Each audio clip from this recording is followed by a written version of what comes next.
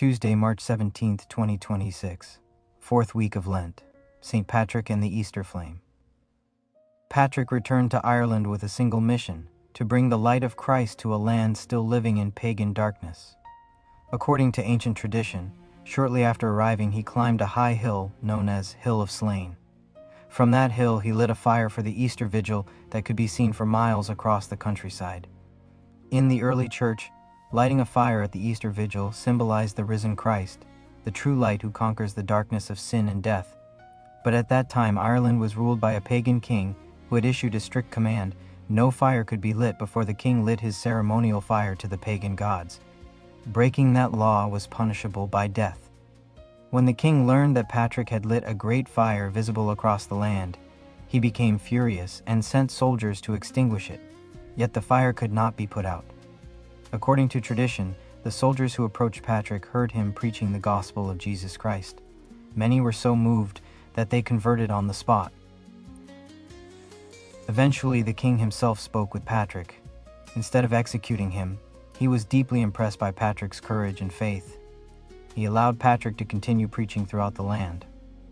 That Easter fire became a symbol of something much greater. It represented Christ, the light of the world, whose truth cannot be extinguished by any earthly power. Many historians believe that moment marked the beginning of Ireland's great conversion to Christianity. The flame that Patrick lit that night became a spiritual fire that would spread across the island for centuries. The crowd chooses Barabbas. "Do you want me to release to you the King of the Jews?" At this moment in the Passion, Jesus stands before Pontius Pilate. According to custom, the governor could release one prisoner at the feast. Pilate offers the people a choice: Jesus or Barabbas, a man imprisoned for rebellion and murder. Pilate knows Jesus is innocent. He understands that the religious leaders have handed him over out of envy, yet the chief priests stir up the crowd, and the crowd chooses Barabbas. By this point in the Gospel, Jesus has endured nearly everything: betrayed by Judas Iscariot, arrested by an armed band, condemned by the religious court, mocked and beaten, denied by Peter the Apostle, falsely accused before Pilate. Now he is abandoned by the crowd as well. From the moment of his arrest in Gethsemane, not a single voice rises in his defense. Not one kind word, not one act of support. Jesus walks the road to the cross almost completely alone. On the cross, in his human suffering, he will even cry out, my God, why have you forsaken me?"